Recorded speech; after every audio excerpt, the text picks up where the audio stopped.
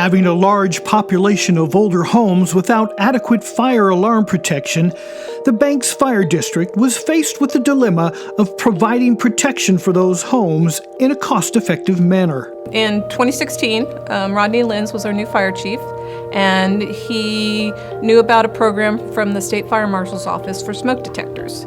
And the program exists such that the State Fire Marshal's Office provides training for the districts in how to install smoke detectors and how to administer the program. Once you receive that training, you then can request smoke detectors from them to install in your district free of charge. When you receive the smoke detectors, you have 45 days to get them installed, but the key at this point is communications with your patrons. We did a multi-faceted approach. We have a reader board that is read by multiple residents, so we put it up on the reader board at different times. We sent it out in flyers. We also were at all community events and had a table and talked about, that we had the smoke alarm program. We would provide them free of charge, installed. And then we also have social media. So we put it on Facebook, we put it on Twitter. People would call in, and then once they called in, what I would do is kind of get a little information from them. Do you have any working smoke detectors?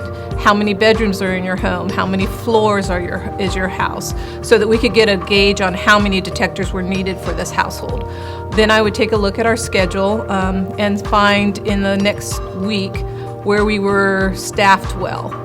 Because the ideal is that you have staffing such that you can send the crew out to do the installation but still keep some staff here for calls. The outstanding factor in this program is the level of commitment by all members of the district. Very proud of our district. We have a paid staff of 5, but around 70 volunteers.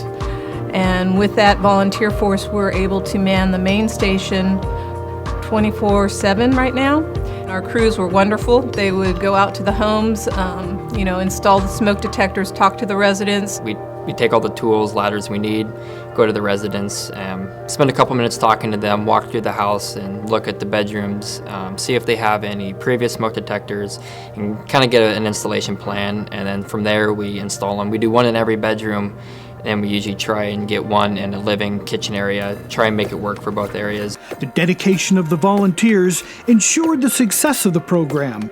It also created additional rewards. It was kind of a beneficial program in 2 respects. One, we're protecting our residents and giving them, improved life safety. But also our volunteers were learning the district, getting to meet residents and have that face-to-face communication. Good for us so we can, check out the layout of the house, which for most houses and when we go on calls, it's not something we normally get to do. So if we ever had a call for the future at that house, then we have a good idea of the layout. It definitely is connecting us to the community. We did have a call here recently where we had an elderly lady who did some cooking, had some smoke in the house, and the smoke alarm did go off. And she brought up that that's never happened before because they didn't have smoke alarms in the house. A lot of our residents are really shocked to learn the number of smoke detectors that are now required, being that you need one in every bedroom, you need one outside the bedroom, you need to make sure each floor is protected. A lot of them thought as long as you have one in the master bedroom, you're good.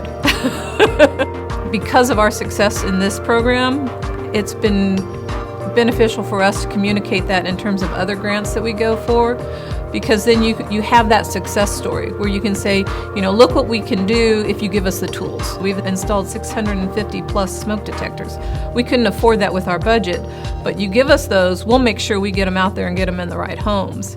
So as a result, one of the grants that we just received is for car seats.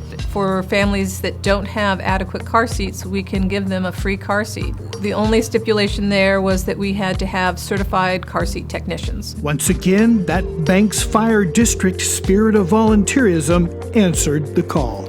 2 of our paid staff and 4 of our volunteers signed up to become certified technicians. And it's not as simple as you think. It's a 4-day course. It's pretty intensive. You learn a lot about car seats and a lot about cars. One of our first families had 3 children and did not have car seats for them because they couldn't afford them. So again, right off the bat, you get that good feeling that you're out there doing something that's going to make a difference.